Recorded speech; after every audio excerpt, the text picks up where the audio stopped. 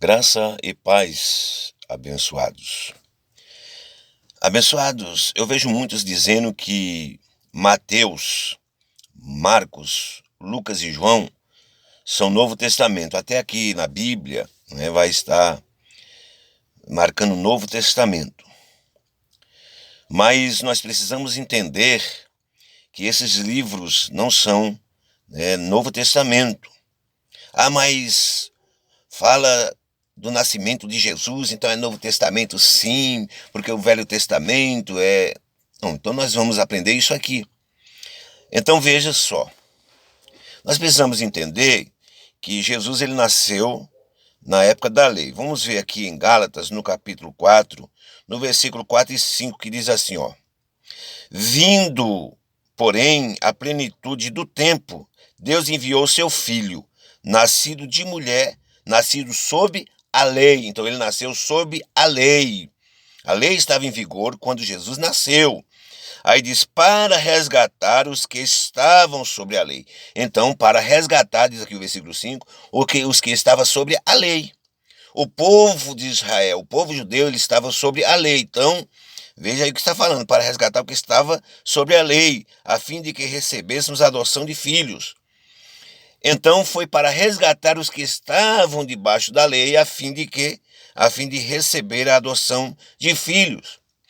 Mas espera aí, muitos vão dizer assim, não, mas é Novo Testamento sim, mesmo que Jesus nasceu na lei, né, está dizendo aí, mas então vamos para Hebreus, para não ficar nas palavras do homem, vamos para a palavra de Deus, Hebreus, no capítulo 9, no versículo 16 e o 17, que diz assim, ó: Porque aonde há testamento, olha só, aonde há testamento, é necessário que intervenha o que? A morte do testador. Então, se tem testamento, tem que intervir a morte do testador. Então, o Velho Testamento tinha testamento. Enquanto não morresse o testador, então a lei continuava. Vamos ver isso. Olha só, 17, versículo 17. Pois um testamento só é confirmado no caso de mortos. Tá vendo? Visto que de maneira nenhuma tem força de lei enquanto vive o testador. Agora, a minha pergunta é, quando foi que morreu o testador? Foi no final dos evangelhos. Então, se quisermos classificar esse livro como o Novo Testamento, nós temos que testificar depois da morte do testador. Mas e quando é que veio a força de lei? A força de lei veio depois da ressurreição de Jesus Cristo e principalmente depois da destruição do templo. Por quê? Porque se cumpriu tudo aquilo que Jesus disse. Jesus disse, falando para os discípulos sobre o templo, está vendo essas construções? Não ficará pedra sobre pedra que não seja derribada. E no ano 70 o templo caiu. Então veja, aí passou a ter força de lei depois da morte do testador. Mas só foi classificado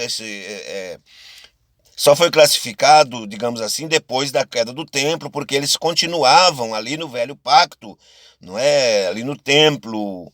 E acho que alguns judeus ainda hoje ainda vivem algumas coisas da lei ainda, não é? Sacrificando ainda algumas coisas da lei, mas é inútil, porque o testador morreu lá no final dos evangelhos. Então, Mateus, Marcos, Lucas e João não são Novo Testamento, são livros históricos, para que nós entendamos acerca da graça, que começa aí, não é, a partir, principalmente, vamos dizer que a graça começa em Atos, mas ela é bem mais aplicada depois, né, de Romanos para frente, que a gente vai entender acerca, não é, da revelação que Deus deu a um homem ali no terceiro céu.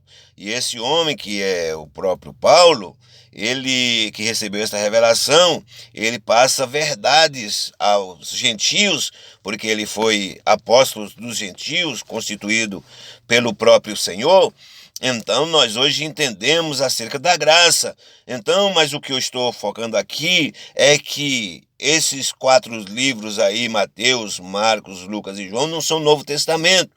E muitos ficam batendo na tecla, não é Novo Testamento sim, justamente porque chega lá em Mateus 23, 23, está escrito acerca de um assunto em que Jesus fala ali com os escribas e fariseus, tá certo? Mas não procede, porque o Novo Testamento é depois da morte do testador e foi no final dos evangelhos. Então é só para que você entenda.